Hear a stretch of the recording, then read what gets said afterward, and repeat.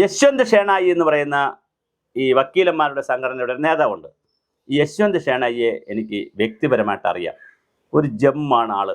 അല്ലെങ്കിൽ അദ്ദേഹത്തിന് വേണമെങ്കിൽ ഈ കത്ത് കിട്ടിയ ഒരു കത്ത് ഉമക്കത്ത് കിട്ടിയോണ്ടെങ്കിൽ അത് ദിലീപിനെ വിളിച്ച് പറഞ്ഞ് കുറച്ച് പൈസ പുള്ളിക്ക് ഉണ്ടാക്കാമായിരുന്നു. പക്ഷെ പുള്ളി അത് ചെയ്യാതെ വളരെ രഹസ്യമായി തന്നെ അത് സൂക്ഷിക്കുകയും ആ വിവരം ചീഫ് ജസ്റ്റിസിൻ്റെ ശ്രദ്ധയിൽ കൊണ്ടുവരികയും ചെയ്തു. കൊണ്ടുവന്നിരിക്കുന്ന വിവരം വളരെ വളരെ ഗുരുതരമായ ഒരു ആരോപണമാണ്. ഊമക്കത്താണ് വന്നിരിക്കുന്നത്. അപ്പോൾ ആരോ കോടതിയിലുള്ള ആരോ സത്യസന്ധരായിട്ടുള്ള ബെഞ്ച് ക്ലാർക്ക് മുതൽ ആരോ ഉണ്ട്, ഇതിൻ്റെ അകത്തൊരു സത്യസന്ധത മനസ്സിലാക്കിയിട്ടുള്ള ആരാണെന്നറിയില്ല. അത് കാലം കണ്ടുപിടിക്കട്ടെ. എന്തായാലും ഈ ജഡ്ജി ഇന്നലെ വിധി പറഞ്ഞ ജഡ്ജിയുടെ പേരൊന്നും പറയുന്നതിന് കോർട്ടലക്ഷം ആവണ്ട. ജഡ്ജിയുടെ ഒരു സുഹൃത്തിന്, ഒരു ഷേർലി എന്ന് പറയുന്ന ഒരു സുഹൃത്തിന് ഈ കാര്യങ്ങളൊക്കെ ഇങ്ങനെയൊക്കെയാണ് വിധിക്കാൻ പോകണമെന്ന് പറഞ്ഞ് അവരും കൂടി ചേർന്ന് കാര്യങ്ങൾ ഡ്രാഫ്റ്റ് ചെയ്തതിന് ശേഷം വിധിയൊക്കെ ഡ്രാഫ്റ്റ് ചെയ്തതിന്, കാരണം 7 വർഷം ആയല്ലോ, ഇനിയിപ്പോൾ എന്ത് പറയാനാ, എല്ലാം ഡ്രാഫ്റ്റ് ചെയ്തതിന് ശേഷം ഇതിൻ്റെ കോപ്പി ഈ ദിലീപിൻ്റെ സുഹൃത്ത് ശരത്തിന് അയച്ചു കൊടുത്ത് ഒരു കൊട്ടേഷൻ ഉറപ്പിച്ചു എന്നുള്ളതാണ് ഉമക്കത്ത്. എത്ര കാര്യങ്ങളാണ് ഈ നാട്ടിൽ കേൾക്കുന്നത്. നമ്മൾ സിനിമയിൽ പോലും ഇതൊന്നും കണ്ടിട്ടില്ല.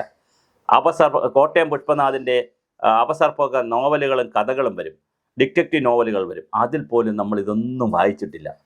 എന്തൊരു നാടാണിത്! പണമുണ്ടെങ്കിൽ എന്തും ചെയ്യാം. ആരെയും വാഹനം പിടിച്ചു കൊല്ലാം. ഒരാളൊരു ചാനലിൽ വന്നൊരു നല്ല അഭിപ്രായം പറഞ്ഞാൽ അത് മറ്റൊരാളിൻ്റെ കാര്യം സത്യസന്ധമായി പറഞ്ഞാലും വാഹനം പിടിച്ച് കൊല്ലാനുള്ള പരിപാടി വെക്കാം, കേസ് വയ്ക്കാം, കോടതി പോവാം, കൊട്ടേഷൻ കൊടുക്കാം.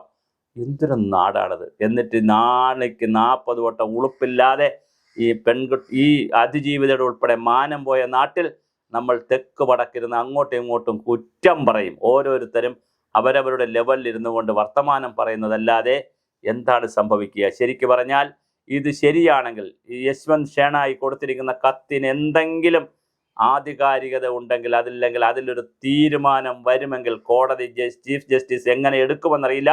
അദ്ദേഹം അത് തള്ളിക്കളയുമോ, അതോ അദ്ദേഹം അത് സൂക്ഷ്മതലത്തിൽ പരിശോധിക്കാൻ ഗവൺമെൻറ്റിൻ്റെ കൊടുക്കുമോ, അതോ അദ്ദേഹം എന്താണ് ഒരു ഏജൻസി വയ്ക്കുമോ, ഈ ശബരിമലയിൽ വെച്ചതുപോലെ സ്പെഷ്യൽ ഇൻവെസ്റ്റിഗേഷൻ ടീമിനെ വയ്ക്കുമോ, എന്താണെന്ന് അറിയില്ല ചീഫ് ജസ്റ്റിസിൻ്റെ മനോനില.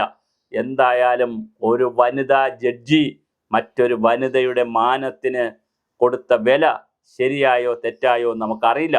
നമുക്ക് എന്തായാലും കോർട്ടലക്ഷ്യം പറയാൻ കഴിയില്ല, അതുകൊണ്ട് അങ്ങനെ പറയുന്നില്ല. പക്ഷെ ഒരു കാര്യം ഉറപ്പാണ്, സ്ത്രീയുടെ മാനത്തിൻ്റെ വില ഒരു സ്ത്രീക്ക് മനസ്സിലാകുമോ എന്നുള്ളതും കാലത്തിൻ്റെ ചോദ്യമാണ്. നമ്മൾ ഒരുപാട് ഇടങ്ങളിൽ കേട്ടിട്ടുള്ളൊരു പേരുണ്ട്, അമ്മായി എന്ന് പറയുന്നൊരു പേരുണ്ട്. അത് നമ്മുടെ ചാനലുകളിൽ വന്നിരുന്ന് ഹിന്ദുമതത്തെ വല്ലാതെ വലിച്ചു നീട്ടി, വല്ലാതെ കാച്ചിക്കുറുക്കി ഹിന്ദുമതത്തെ കുറ്റം പറയുന്ന ഒരു യൂട്യൂബറും മറ്റ് പ്രഭാഷകനും ഉണ്ട്. അദ്ദേഹം വളരെ സീനിയറായ ഉദ്യോഗസ്ഥനാണ്. അദ്ദേഹത്തിനും ഈ പേരൊക്കെ തന്നെയാണ് ആളുകൾ പറയുന്നത്, അമ്മായി എന്ന്. അതുപോലെ പാവപ്പെട്ട ചെറുപ്പക്കാരിക പെൺകുട്ടികളെ മറ്റ് ലൈംഗിക ആവശ്യങ്ങൾക്ക് വേണ്ടി കൊണ്ടു കൊടുക്കുന്ന മുതിർന്ന സ്ത്രീകളെയും പറയുന്നത് അമ്മായി എന്ന് തന്നെയാണ്. അങ്ങനെ ഒരു അമ്മായി ഉണ്ട്, അല്ലാതെ അമ്മായിമാരുണ്ട് കേട്ടോ, അല്ലാത്ത അമ്മായിമാരെല്ലാം പുറക്കണം. ഇതും ഒരു അമ്മായി തന്നെയാണ്.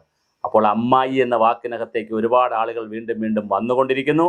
എന്തായാലും വളരെ രസകരമാണ് കേരളത്തിൻ്റെ ഓരോ ദിവസത്തിൻ്റെയും ചരിത്രം. കലികാലത്തിൽ എന്തെല്ലാം കാണണം, എന്തെല്ലാം കേൾക്കണം, എന്തൊക്കെ അനുഭവിക്കണം എന്നുള്ളത് ഉടയ തമ്പുരാന് പോലും അറിയില്ല, കലിയുഗ വരദന് പോലും അറിയാത്ത നിലയിൽ വളരെ ഗതികെട്ടൊരു സാമൂഹ്യ വ്യവസ്ഥയിൽ എല്ലാവരും മൗനമായിരുന്നു കൊണ്ട് ക്യാപ്സൂളുകൾ ഇറക്കി പരസ്പരം ആത്മനിർവൃതി കൊള്ളുന്ന, ആത്മരതി കൊള്ളുന്ന ഒരു നാട്ടിലാണ് നമ്മൾ താമസിക്കുന്നത്. എന്തായാലും ഗതികേടിൻ്റെ പാരമ്യത്തിൽ ഒരു നാടിനെത്താൻ കഴിഞ്ഞിരിക്കുന്നു എന്നതിൻ്റെ ഏറ്റവും സമൂലമായ അവസാനത്തെ ഉദാഹരണമാണ് ഒരു യശ്വന്ത് ഷേണായിലൂടെ ചീഫ് ജസ്റ്റിസിലെത്തിയിരിക്കുന്ന പുതിയ ഊമക്കത്ത്.